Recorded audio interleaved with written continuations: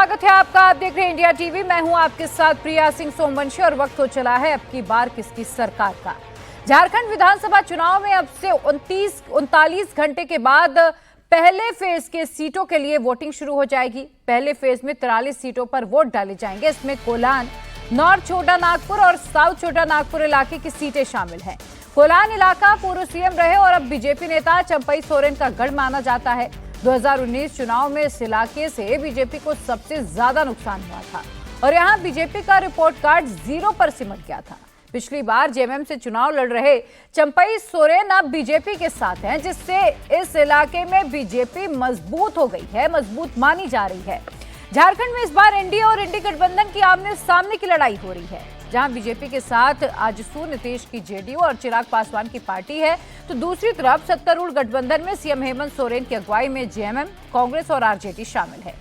पहले फेज के चुनाव प्रचार थमने के बाद झारखंड बीजेपी के अध्यक्ष और पूर्व सीएम बाबूलाल मरांडी ने इंडिया टीवी से एक्सक्लूसिव बातचीत की है। मरांडी ने चुनाव के बड़े मुद्दों को डेमोग्राफी चेंज, ट्राइबल आबादी घटना, रोहिंग्या घुसपैठ जैसे इन तमाम मुद्दों पर बहुत ही बेबाकी से जवाब दिए हैं। सुनिए उनकी जवाब। झारखंड में इस बार किसकी बनेगी सरकार? एक तरफ जेएमएम है जो कह रही है हेमंत सरकार दोबारा से बनेगी, तो दूसरी तरफ भारतीय जनता पार्टी है जो पूरे दमखम से चुनावी मैदान में तमाम नेता भारतीय जनता पार्टी के यहां पर हैं झारखंड में। हमारे साथ बाबूलाल मरांडी साहब हैं, बीजेपी के प्रदेश अध्यक्ष भी हैं और झारखंड के पहले मुख्यमंत्री भी हैं। उनसे बातचीत करेंगे, क्या असेसमेंट है इलेक्शन को लेकर उनका, इस पर और तमाम चीजों पर। बहुत बहुत शुक्रिया इंडिया टीवी से बातचीत के लिए सर। पहला सवाल ये कि क्या मूड लग रहा है, क्योंकि काफी टफ फाइट इस बार, नेक टू नेक लोग कह रहे हैं, लग रहा है आपको नेक टू नेक है? कैसा लग रहा है ग्राउंड पे? देखिए, अभी तक जितना कुछ भी मैंने जानकारी लिया है और जो मैं घूम भी रहा हूं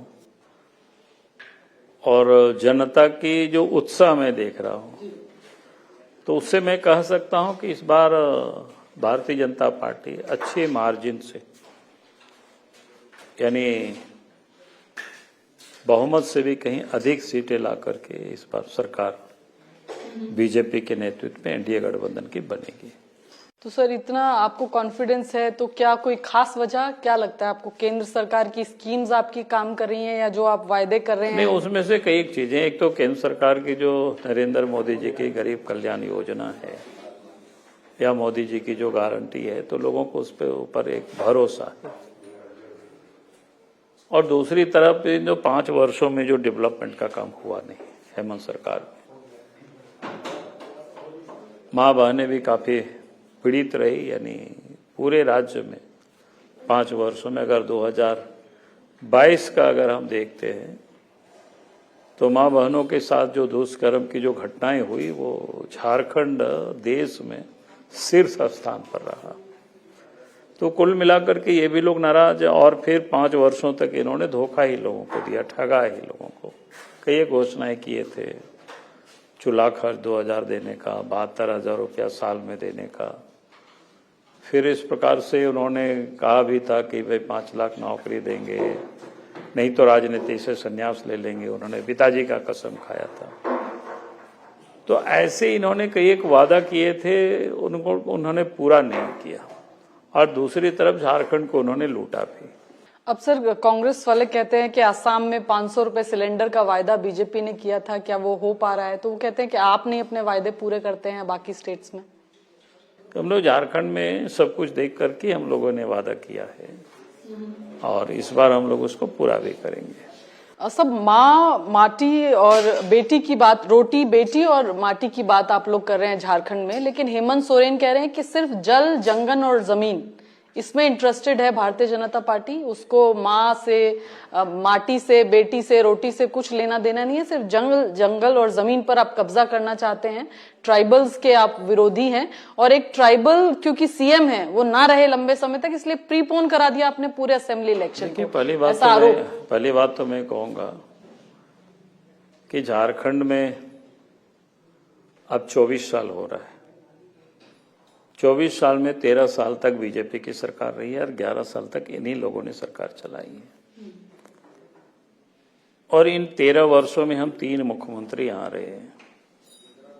कोई भी नहीं बता सकता है किसी को कोई जमीन हम लोगों ने लूटा हो या किसी को बेघर किया हो। वो कहते हैं आप तो उद्योगपतियों को अरे दे देंगे, वही सरकार में आ गए तो। वही बात मैं बता रहा था।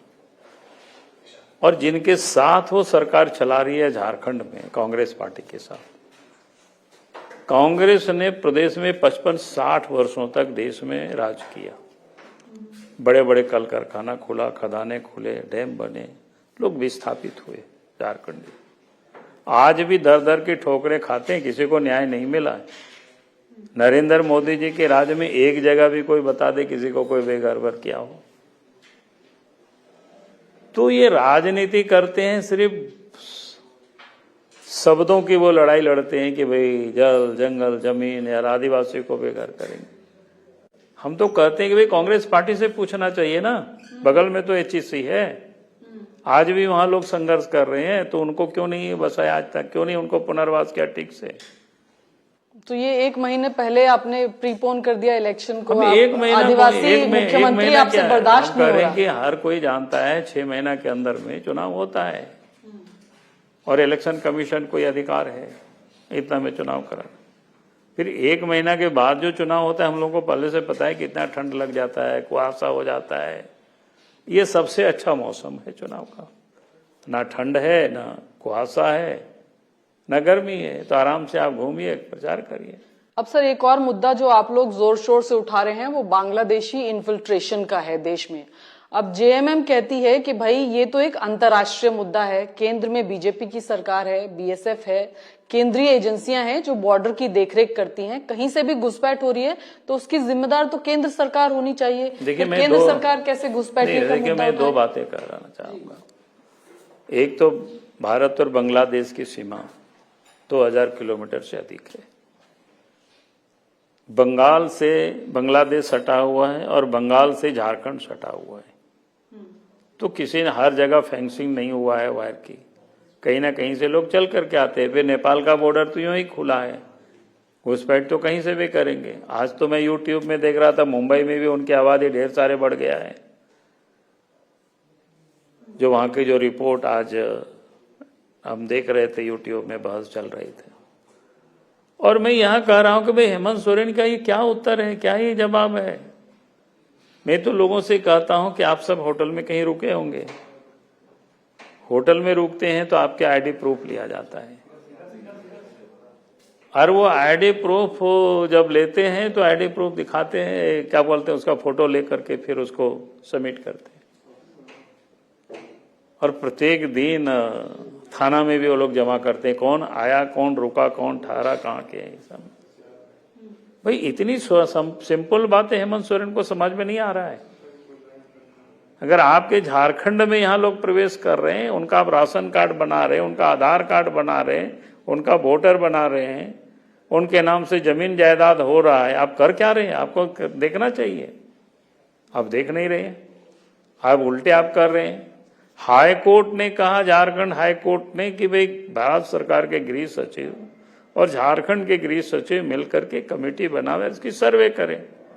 उसके अगेंस्ट में सुप्रीम कोर्ट गए, यानी आप उनको वोटर बना रहे हैं, अपने वोट बैंक तैयार कर रहे हैं। कितनी संख्या आपको है, अगर आप मानते हैं तो आपको क्या लगता है कितने वहां पर ऐसे मुझे वोटर्स? मैं इतना ही कह सकता हूं कि इतनी संख्या ही तो सर्वे होगा तब फैक्ट तो आएगा, लेकिन इतना तो तय है। झारखंड में 1951 में देश आजाद होने के बाद जो सर्वे हुआ था, और 2021 में अंतिम सर्वे हुआ है, 2011 में 51 और 11 के बीच में संपूर्ण झारखंड में 10% तो ट्राइबल की आबादी में कमी आई है। 2-3% की कमी आई है सनातनियों की। तो वर्ग विशेष की लोगों की आबादी बढ़ी है इन 60 वर्षों में। आखिर क्यों बढ़ी, कैसे बढ़ी? संथाल परगना में तो 16% की कमी आई है आदिवासियों की।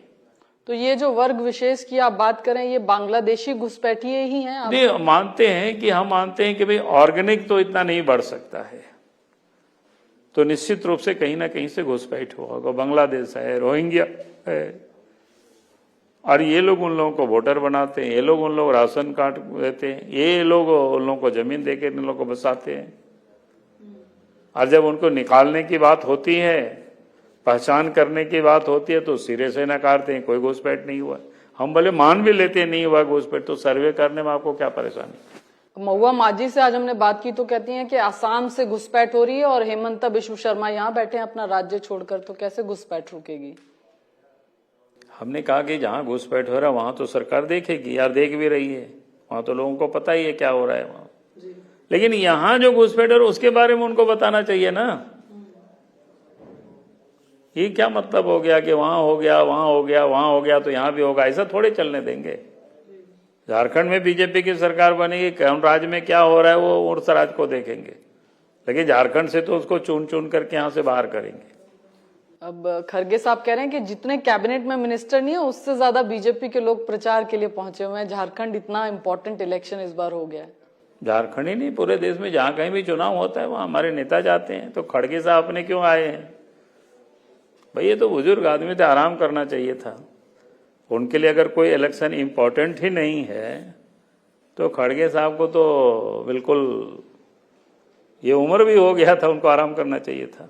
मैया सम्मान योजना की बहुत बात कर रही है जेएमएम, आपको लगता है ये स्कीम का इम्पैक्ट है? और ये क्योंकि मध्य प्रदेश या छत्तीसगढ़ जैसे राज्यों में इस तरह की स्कीम से बीजेपी को फायदा हुआ है, लाडली बहना योजना, फिर छत्तीसगढ़ में जो आपकी योजना जो आपने अनाउंस किया, तो यहाँ पर क्योंकि अब उल्टा केस है, जेएमएम सत्ता में है तो उन्होंने एक स्कीम की है, इसका आपको देखिए स्कीम उन्होंने शुरू किया लेकिन उनके ऊपर कोई विश्वास नहीं कर रहे, किसी को कोई भरोसा नहीं है। क्योंकि सब इस बात को, इस प्रश्न पूछ रहे हैं कि भाई आपने कहा था कि उस समय 2019 में कि सरकार बनेगी 2000 रुपया चूल्हा खर्च देंगे, 5 साल हो गया आपने दिया नहीं। उन्होंने कहा था कि सरकार बनेगी गरीबों को साल में 72,000 रुपया देंगे, आपने दिया नहीं।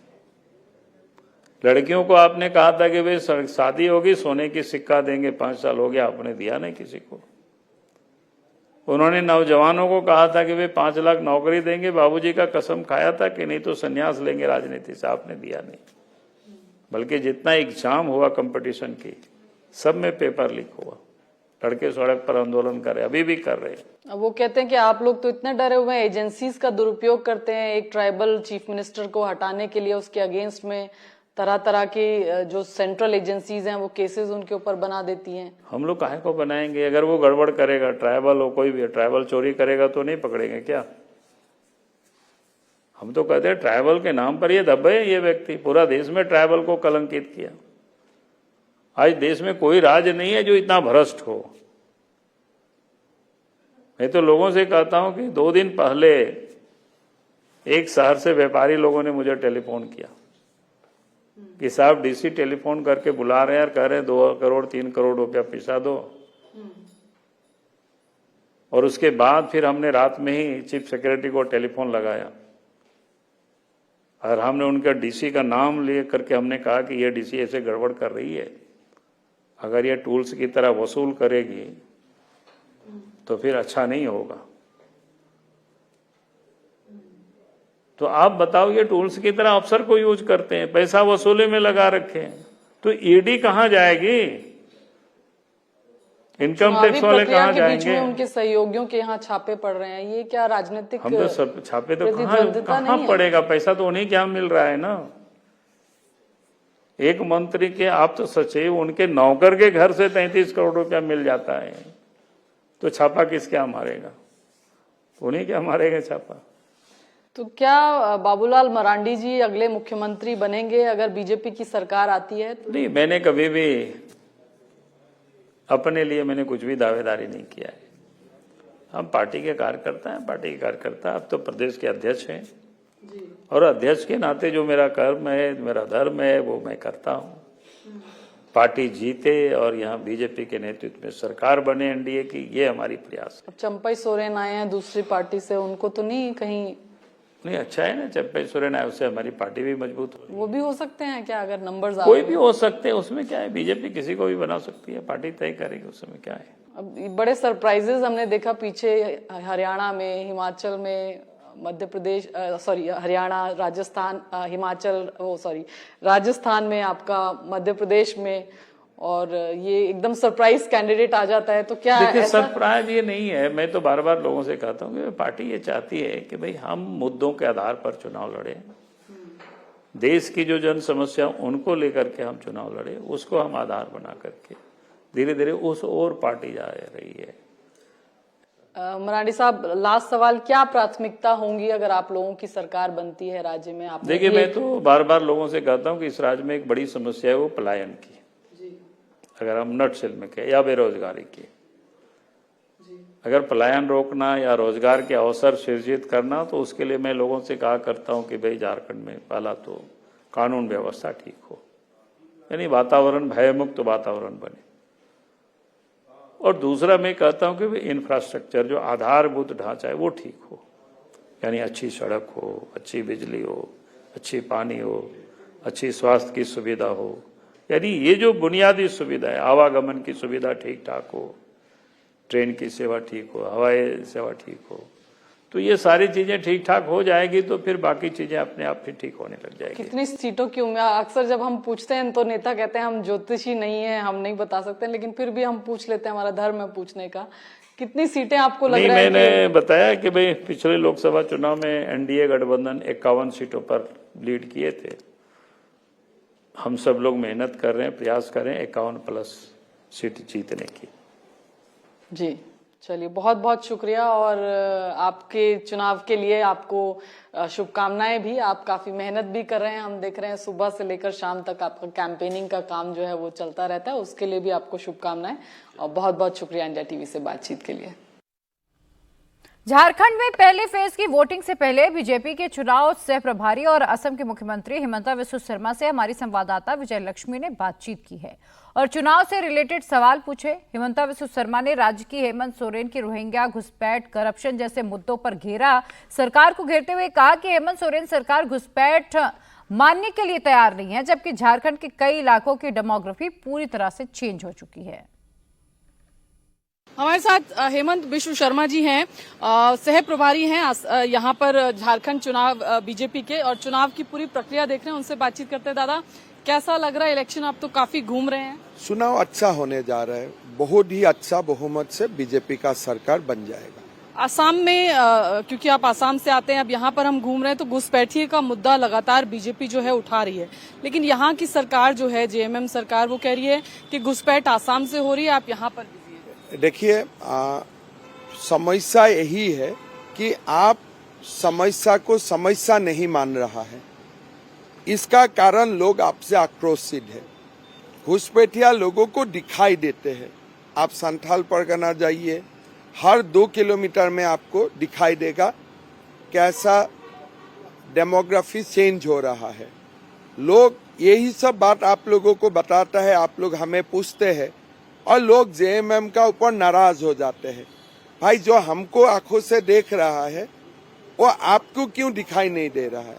यही पूरा चुनाव का मुद्दा है कि जो घुसपैठिया हम लोग देख रहा हूँ, लोग देख रहा है, वो जेएमएम को क्यों दिखाई नहीं दे रहा है, यही समस्या है। वोट बैंक पॉलिटिक्स है। देखिए, उसका आंसर तो सीधा है, मतलब वो लोगों ने उनको वोट बैंक बना चुका है, वही मुद्दा है। वो कहते हैं अंतर्राष्ट्रीय सीमा पर केंद्रीय एजेंसी। देखिए, जो भी है, केंद्र हो स्टेट हो, पहले तो आप बताइए कि घुसपैठिया हम बाहर निकालूंगा, फिर केंद्र निकालेगा, राज्य निकालेगा, ये तो नेक्स्ट लेवल का बात होते हैं, लेकिन पहले तो बताइए कि घुसपैठी है, हम उनको निकालूंगा।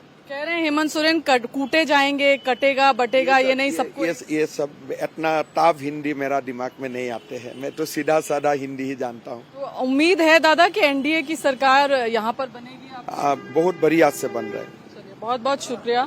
तो हेमंत बिस्वा शर्मा कह रहे हैं कि बहुत बढ़िया से एनडीए की सरकार यहाँ बनेगी। महुआ माझी झारखंड मुक्ति मोर्चा की राज्यसभा सांसद हैं। महुआ सांसद में खुलकर मोदी सरकार को संसद में अक्सर घेरती हुई नजर आती हैं। सांसद होने के बावजूद भी जेएमएम ने इस बार महुआ माझी को रांची विधानसभा सीट से चुनावी मैदान में उतार दिया है। 2019 में भी महुआ ने इस सीट पर बीजेपी के सिटिंग विधायक सीपी सिंह को कड़ी टक्कर दी थी। पर करीब 6000 वोटों के मार्जिन से चुनाव हार गई थी। इस बार भी महुआ के चुनाव लड़ने से रांची का चुनाव रोचक हो गया। वोटिंग से पहले महुआ से इंडिया टीवी ने बातचीत की और रांची के लोकल मुद्दों समेत चुनाव के बड़े जो मुद्दे हैं, जो रिलेटेड हैं, उनको लेकर भी सवाल पूछा गया। महुआ ने घुसपैठ, केंद्रीय एजेंसियों की रेड, मैया योजना पर खुलकर जवाब दिए। सुनिए। जेएमएम की 23 तर्रार नेता महुआ माझी हैं। अक्सर राज्यसभा में हम इनको सुनते हैं, लेकिन आजकल झारखंड में ये दिखाई दे रही है, क्योंकि रांची से जेएमएम की उम्मीदवार हैं महुआ माझी। महुआ जी, राज्यसभा से अब राज्य की राजनीति, महुआ माझी को क्यों उम्मीद है कि रांची की जनता उन्हें चुनेगी? देखिए, मैं सालों से जनता के बीच हूँ, उनके सुख दुख में रहती हूँ, उनका साथ देती हूँ हर दिन। जैसे लोग चुनाव में जितना लोगों से मिलते हैं, जनसंपर्क में रहते हैं, मैं हर दिन रहती हूँ। जब भी रांची में रहती हूँ तो लोगों का प्यार, विश्वास है मेरे पे, और मैं अपने राज्य का विकास चाहती हूँ, अपने शहर का विकास चाहती हूँ, क्योंकि राजधानी नहीं लगती। भाजपा के विधायक जी पिछले 28 साल 6 महीने से यहाँ विधायक हैं, मंत्री भी रहे हैं, नगर विकास मंत्री। भाजपा के करीब 7 सांसद सिर्फ रांची से रहे हैं इस दौरान, 2000 साल के बाद। उनके मेयर, डिप्टी मेयर रहे हैं, इतने सारे पार्षद रहे हैं, उनके कई मुख्यमंत्री। बीजेपी का गढ़ है, इसमें आपको लगता है कि सेंध लगा पाए? मैं बता रही हूँ, उनके इतने सारे मुख्यमंत्री भी रहे ना, बाबूलाल जी, अर्जुन मुंडा जी 3 बार रहे, रघुवर दास जी रहे, केंद्र में उनकी सरकारें डबल इंजन की। इसके बावजूद आप तो घूम रही हैं, आपको कहीं से ये कैपिटल लगता है? कोई विकास का कार्य नहीं हुआ। जनता त्राहिमाम कर रही है, पानी के लिए, सड़क के लिए, मतलब नाली, मतलब कोई विजन ही नहीं है। लेकिन सरकार आपकी है। सरकार आपकी है तो अभी ना, मतलब इतने सालों से विधायक जो होते हैं, जनप्रतिनिधि का काम होता है कि सरकार को बताना, उनसे मांग करना कि भाई हमें ये करना है, दीजिए। तो विधायक अगर काम नहीं करेंगे ठीक से तो जनता भोगेगी। 28 साल 6 महीने बहुत कम नहीं होते। इसके बावजूद अगर काम नहीं हुआ, अभी मैंने राज्यसभा सांसद में थी, इस दौरान जो भी मैंने काम किया 2 साल में, जनता देख रही है, उनको विश्वास हुआ कि हाँ, मैं उनके लिए काम करूंगी, करने की इच्छा शक्ति भी रखती हूँ, विजन भी है, और इसको मेट्रो बनाना है। ऐसा नहीं कि ये ऐसा ही रहे, कस्बा ही रहे। इसे राजधानी है, ये हक है राजधानी का कि इसे हम मेट्रो सिटी बनाए, अच्छे स्कूल्स बनाए, अच्छे कॉलेजेस बनाए, इंजीनियरिंग कॉलेज, मेडिकल कॉलेज की सुविधा दे। यहाँ पर आईटी सेक्टर हम बना सकते हैं। माननीय मुख्यमंत्री जी ने अभी यहाँ फ्लाईओवर दिया है, यहाँ जाम की समस्या बहुत है। तो हमें एक बड़े विजन के साथ काम करना है। जो बेसिक प्रॉब्लम्स है उसे तो सॉल्व करना ही है, जैसे सड़क, नाली, गली, तो करना ही है, लेकिन इसके साथ बड़ा सपना भी दिखाना है। हेल्थ के सेक्टर में काम करना। अभी अपोलो हॉस्पिटल को माननीय मुख्यमंत्री जी ने अभी MOU साइन हुआ, उनके साथ उद्घाटन, माने भूमि पूजन हो गया। यहाँ ट्रांसपोर्ट सिटी बन गया। तो तरह तरह से इसको डेवलप किया जा रहा है, और हम करेंगे, उसमें हाथ बटाएंगे अपनी पार्टी का, अपनी सरकार का। तो प्रधानमंत्री आए तो काफी अटैक उन्होंने किया जेएमएम पर, और कहा कि रोजगार देंगे युवाओं को, और जो अभी मौजूदा सरकार है उसने राज्य के लिए कुछ नहीं किया। घुसपैठियों का मुद्दा लगातार भारतीय जनता पार्टी उठा रही है कि बांग्लादेशी घुसपैठ जो है उसको अगर वो सत्ता में आई तो रोकेगी। सबसे बड़ी बात कि अगर कोई, वो तो अलग कंट्री है, अलग देश है ना, बांग्लादेश और इंडिया, तो कोई भी देश के बॉर्डर एरिया को सिक्योर करने का, कि कोई वहां से इस देश में प्रवेश ना करे, ये जिम्मेदारी राज्य की है कि केंद्र की है। मैं तो कहूँ कि केंद्र सरकार इसके लिए डिजाइन करे कि वो देश की सुरक्षा नहीं कर पा रही है कि दूसरे देश के लोग हमारे देश में प्रवेश कर जा रहे हैं। उल्टा चोर कोतवाल को डांटे। जो जिम्मेदारी उनकी है वो जिम्मेदारी से पल्ला झाड़ रहे हैं और खुद राज्य सरकार को दोषी कह रहे हैं। और दूसरी बात, जो भी घुसपैठ हो रहा है असम के रास्ते से हो रहा है, तो आप असम के मुख्यमंत्री यहाँ आके राजनीति कर रहे हैं, वो अपने राज्य से घुसपैठ क्यों नहीं रोक रहे हैं? अगर आ रहे, हवा में उड़ के तो नहीं आ रहे ना। तो केंद्र सरकार क्या कर रही है? एक नंबर बात ये। दूसरी बात कि जब भाजपा की यहाँ सरकार थी 17-18 साल तक, तो उन्होंने क्या किया यहाँ के लोगों के लिए? कोई एक ऐसा उल्लेखनीय कार्य बताइए कि उन्होंने किया। अभी हमारे माननीय मुख्यमंत्री जी ने मैया सम्मान योजना दिया है, ताकि महिलाओं को सम्मान मिले, किसी के सामने हाथ न फैलाना पड़े। 1000 की राशि को बढ़ाकर 2500 किया जाएगा। उनके कार्यकाल में, भाजपा के कार्यकाल में, महिलाओं की तस्करी चरम सीमा पर थी। अब पता लगा लीजिए कितनी प्लेसमेंट एजेंसीज यहाँ खुले थे। खूंटी, गुमला, सिमडेगा जैसे ग्रामीण इलाकों में। दिल्ली में प्लेसमेंट एजेंसी थे। पन्नालाल जैसे ट्रैफिकर 15-15 हजार लड़कियों की तस्करी अकेले किए थे, और उसको माननीय हेमंत सोरेन जी ने बंद किया। यहाँ की महिलाओं को सम्मानजनक रोजगार दिया और सब किया। तो इनको ऐसा प्रॉब्लम हो रहा है। बिजली फ्री कर दी सबकी 200 यूनिट, ताकि गरीब के घर में बिजली नहीं जलती थी, किसी दूसरे के मकान में जलता था। गर्मी में वो फैन नहीं चला पाते थे। 200 यूनिट बिजली का मतलब 1400 रुपए पर मंथ। वो यहाँ के गरीब गुरबा के लिए सोच रहे हैं, और ये लोग हैं कि लूट के लेके जा रहे हैं। 1,36,000 करोड़ कोयले की रॉयल्टी का अभी तक प्रधानमंत्री जी ने नहीं दिया। कितनी बार केंद्र राज्य सरकार ने, माननीय हेमंत सोरेन जी ने लिखा केंद्र सरकार को, मैंने भी पार्लियामेंट में आवाज उठाई, लेकिन वो नहीं दे रहे हैं, क्योंकि वो जानते हैं कि 1,36,000 करोड़ बहुत बड़ी राशि है जो यहाँ के हक का पैसा है, और वो पैसा मिल जाएगा तो यहाँ के हर युवा को रोजगार मिल जाएगा, हर महिला सशक्त हो जाएगी, यहाँ हर सड़क सुंदर हो जाएगा, सब कुछ हो जाएगा। तो वो नहीं चाहते, वो इसको ऐसे ही रखना चाहते हैं भाजपा, और यहाँ से लूट के दूसरे राज्य को भेजना चाहते हैं। एक रहोगे तो सेफ रहोगे, इस तरह की नारे जो है, इस तरह की बात बीजेपी कर रही है। रोटरी, माटी और बेटी की बात बीजेपी इस बार कर रही है चुनावी कैंपेन में। जेएमएम कैसे काउंटर इसको करे? सबसे बड़ी बात, भाजपा का एकमात्र एजेंडा है लड़ाओ, एक आपस में लड़ाना, चाहे सरना और ईसाई धर्म के लोग हो, चाहे हिंदू मुसलमान हो, लड़ाकर और धर्म के नाम पर गुमराह करके वो वोट इकट्ठा करना चाहती है। तो ये तो उनका एकमात्र एजेंडा है। तो अगर वो ऐसा कह रहे हैं तो सबसे बड़ी बात कि वो संविधान को नहीं मानते, वो सीधे संविधान को इनकार कर रहे हैं, क्योंकि संविधान में जब सभी धर्मों को, सभी जातियों को बराबरी का दर्जा दिया गया है, तो और वो इस तरह से कह रहे हैं, अनाप शनाप स्लोगन बना रहे हैं, तो इसका मतलब संविधान को नहीं मानते, वो किसी एक धर्म को मानते हैं। तो कह दे वो खुलेआम जनता से कि हमें बाबा साहब अम्बेडकर का संविधान हम के पर हमें विश्वास नहीं है, बोल दे। वो बोलेंगे भी नहीं, दिखाएंगे कि हम संविधान के रक्षक हैं, और दूसरी तरफ इस तरह का नारा लगाएंगे। तो ये बहुत ही गलत है, जिसकी हम लोग निंदा करते हैं। एक अंतिम सवाल महुआ जी, क्योंकि बात जो है, जिस तरह से फ्रीबीज की पॉलिटिक्स की बात होती है, अभी कांग्रेस के अध्यक्ष खरगे जी भी थोड़े दिन पहले बोले कि गारंटीज दी जाती हैं तो उतनी दी जानी चाहिए। तो ये जो पॉलिटिक्स अब शुरू हो गई है तमाम राजनीतिक दलों की, कोई एक दल की नहीं, आप कैसे इसको मतलब क्या, मतलब चाहे कोई योजना हो, मैया सम्मान योजना हो, या बीजेपी की गोगो योजना हो, गोगो दीदी योजना हो, जो तमाम राजनीतिक दल अब इस तरह की बात करते हैं, आपको लगता है कि राज्य का खजाना जो है इससे खाली होता है और जनता का नुकसान होता है, या इससे आपको लगता है फायदा? बड़ी बात कि बीजेपी ने अपने कार्यकाल में 17 साल के कार्यकाल में 17-18 साल यहाँ काम किया, मैंने सरकार चलाई, उस दौरान उन्होंने कोई योजना इस तरह की नहीं बनाई। लेकिन जब वो चले गए, तब जब हमारी सरकार आई 2019 में, आप पता कर लीजिए कि सरकारी खजाना माइनस में था।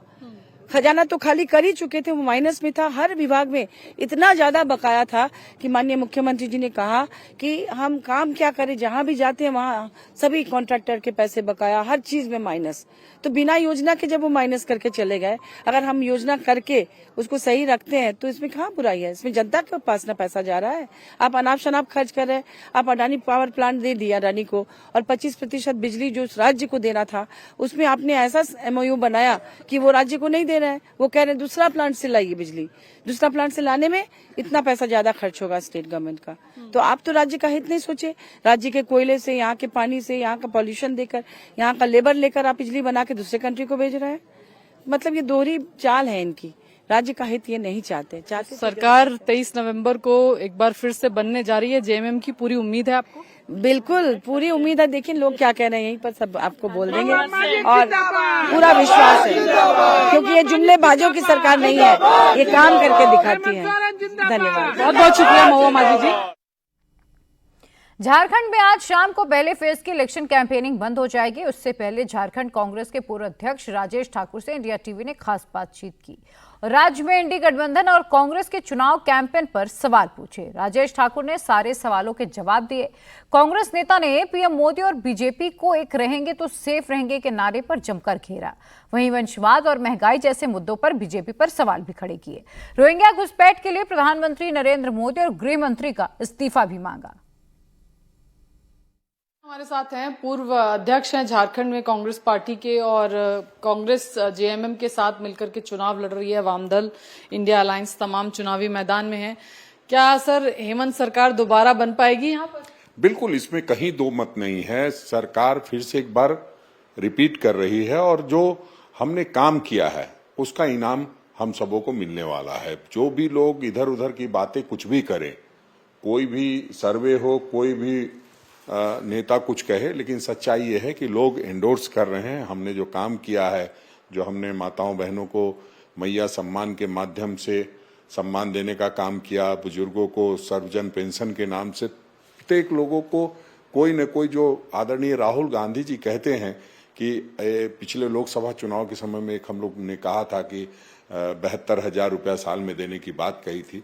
अब आपको दिखाई दे रहा होगा हर परिवार में 5 से 6,000 से लेकर 8,000 रुपए तक जा रहा है, चाहे वृद्धा पेंशन, विधवा पेंशन के माध्यम से या सर्वजन पेंशन के माध्यम से या मैया सम्मान योजना के माध्यम से।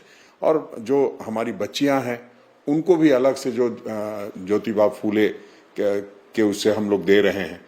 तो हम समझते हैं इस सारी चीजों को देखते हुए जनता जो उम्मीद करती है और उसको हम लोगों ने पूरा किया है, तो निश्चित रूप से हमारे साथ होंगे और हम सरकार में रिपीट करेंगे। लेकिन बीजेपी कहती है कि आदिवासियों के साथ बड़ा एक तरीके से धोखा किया इस सरकार ने। बीजेपी कह रही है कि जो 2,000 रुपए चूल्हा जलाने की कोई स्कीम थी वो देना था, 72,000 रुपए साल का प्रॉमिस किया था, 5 लाख नौकरियां जो है वो प्रॉमिस की गई थी और इसमें से कोई भी वायदा जो है जेएमएम कांग्रेस सरकार ने यहाँ पर पूरा नहीं किया, जनता को एक तरह से छलने का, ठगने का काम किया। नहीं, देखिए क्या आरोप है? देखिए, प्रधानमंत्री जी ने सबके घर में चूल्हा तो भिजवा दिया और उसके बाद सिलेंडर का दाम 1,100 रुपया कर दिया। कैसे चूल्हा जलेगा?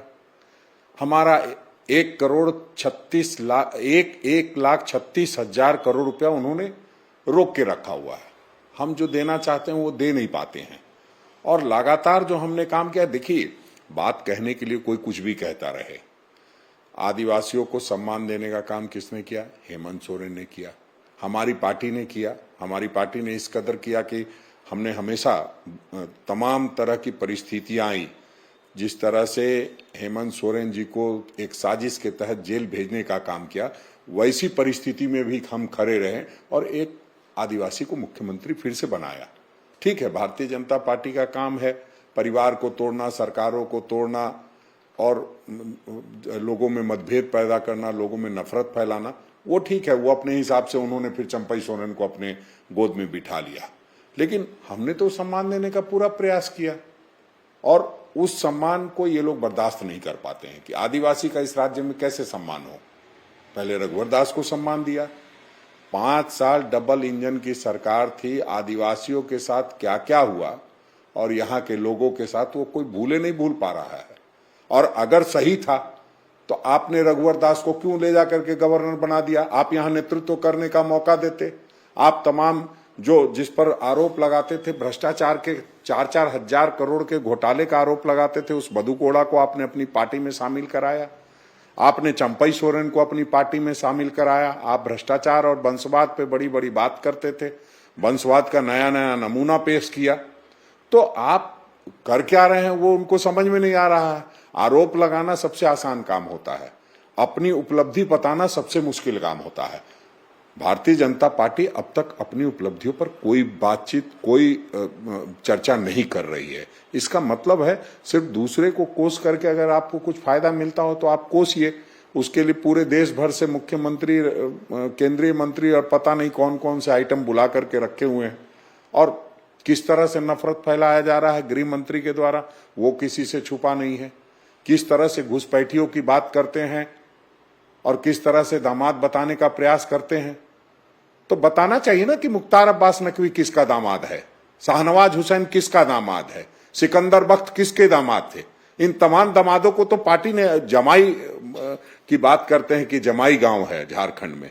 ये जमाई गांव कहां पर है? भारतीय जनता पार्टी के गोद में। बीजेपी कहती है कि ये जो मुस्लिम है उनको मुस्लिम आबादी की नहीं, वो बांग्लादेशी घुसपैठियों की बात करते हैं। वो कहते हैं कि ये बांग्लादेशी घुसपैठिए हैं जिन्होंने जमाई टोले बना लिए हैं झारखंड में। संथाल जो आबादी है वो लगातार कम हो रही है। नहीं, अपने जेएमएम और कांग्रेस सरकार ये बात मानने को तैयार नहीं है कि घुसपैठ हो रही है और घुसपैठी अपनी पैठ बना रहे हैं। नहीं, देखिए मानने के लिए तो हम तैयार हैं, इसलिए तो गृह मंत्री से इस्तीफा मांगते हैं कि घुसपैठ हुआ, सीमा सुरक्षा बल तुम्हारे अंडर में, बाकी सारी चीजें सीमा की सुरक्षा का जिम्मेदारी तुम्हारे पास है और फिर आप जिम्मेदारी हम पे डालते हो।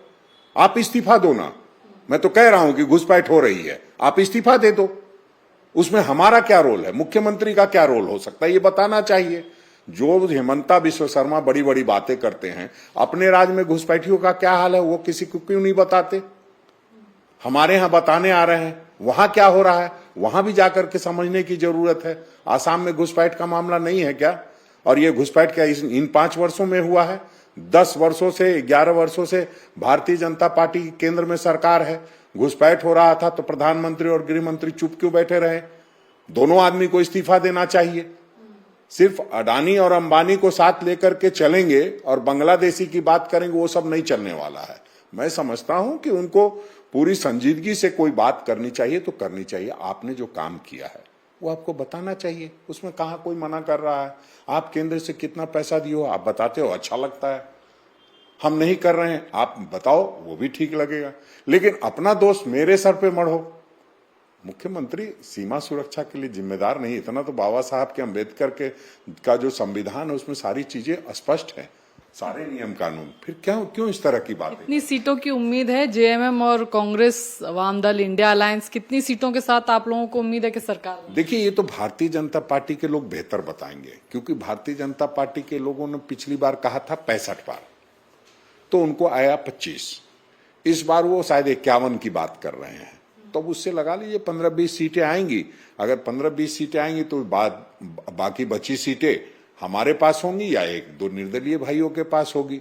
तो इसमें कॉमन सेंस का इस्तेमाल करना है। हम नहीं समझते हैं कि हमें कुछ कहने की जरूरत है, जनता सब कुछ कह रही है और लोकतंत्र में जनता जनार्दन होती है। हम 65 पार और 400 पार नारा देने वाले नेताओं में से नहीं है। हम जनता का सम्मान करते हैं, जनता निश्चित रूप से हमें सर माथे पर बिठाएगी। बहुत बहुत शुक्रिया। तो राजेश ठाकुर साहब हैं, साफ तौर पर कह रहे हैं कि सरकार जो है जेएमएम कांग्रेस यानी इंडिया अलायंस यहां पर बनाएगी और साथ ही इस्तीफा मांग रहे हैं गृह मंत्री का घुसपैठ के मसले पर।